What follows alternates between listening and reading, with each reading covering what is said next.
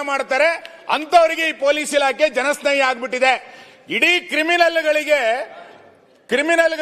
ಕ್ರಿಮಿನಲ್ಗಳ ಎದುರು ಪೊಲೀಸರು ಕೈಕಟ್ಟು ಕುಳಿತಂತ ಪರಿಸ್ಥಿತಿ ಈ ಕರ್ನಾಟಕ ರಾಜ್ಯದಲ್ಲಿ ನಿರ್ಮಾಣ ಆಗಿರುವಂತದ್ದು ನಾಚಿಕೆ ಪಡುವಂತ ಸ್ಥಿತಿ ಇವತ್ತು. ಇಂಥ ಪರಿಸ್ಥಿತಿ ಕರ್ನಾಟಕದಲ್ಲಿ ಯಾವತ್ತೂ ಕೂಡ ಬಂದಿರಲಿಲ್ಲ. ಮೊದಲನೇ ಬಾರಿಗೆ ಕರ್ನಾಟಕದಲ್ಲಿ ಇಂಥ ಪರಿಸ್ಥಿತಿ ಬಂದಿರುವಂತದ್ದು ಅತ್ಯಂತ ನಾಚಿಕೆಗೇಡಿನ ಸಂಗತಿ. ಮಾನ್ಯ ಅಧ್ಯಕ್ಷರೇ, ಹರ್ಷ ಕೇಸ್ ಬೆಂಗಳೂರಿನಂತ ಮಹಾನಗರ ಅವಾಗ ನಿಮ್ ಸರ್ಕಾರ ಇರಲಿಲ್ವಾ? ಈ ಗೋಪಾಲಕೃಷ್ಣ ಮಾನ್ಯ ಅಧ್ಯಕ್ಷರೇ ಮಾತಾಡೋದಲ್ಲ ಅಲ್ಲ, ಹೌದಣ್ಣ. ನಿಮ್ ಕಾಲದಲ್ಲಿ ಹರ್ಷನ್ ಕೇಸ್ ಆಗಿದ್ದು, ನಿಮ್ ಕಾಲ ಪ್ರವೀಣ್ ಹತ್ಯೆ ಕೇಸ್ ಆಗಿದ್ದು, ಆವಾಗ ನಡೆದಿದ್ದೆಲ್ಲ ಕಣ್ಣು ಮುಚ್ಕೊಂಡಿದ್ರಲ್ವಾ?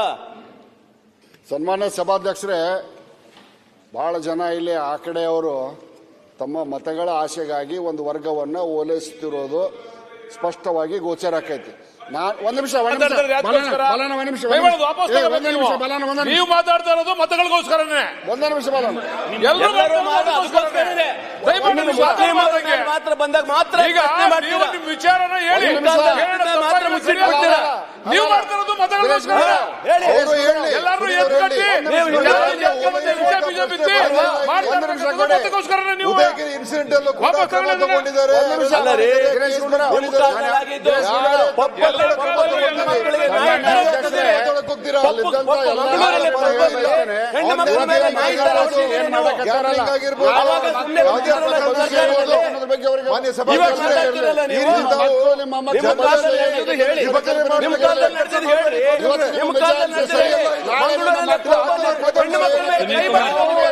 ಸುನೀಲ್ ಕುಮಾರ್ ಅವರೇ,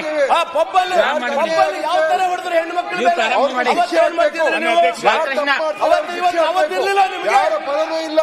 ನಮ್ಗೆ ಹಿಂದೂನು ಒಂದೇ, ಮುಸಲ್ಮಾನ ಒಂದೇ, ನಿಮ್ಗೆ ಮಾಡಿ ನಮ್ಗೆ ಎಲ್ಲರೂ ಒಂದೇ.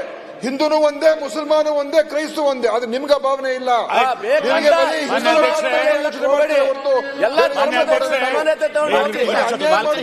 ಭಾರತ ವಿಶ್ವಸಂಸ್ಥೆ ಮಾತಾಡ್ಲಿ. ಹೇಳಿಕೆ ಕೊಡೋದಿಲ್ಲ.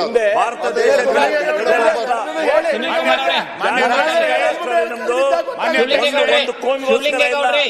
ಇಡೀ ವಿಶ್ವಸಂಸ್ಥೆ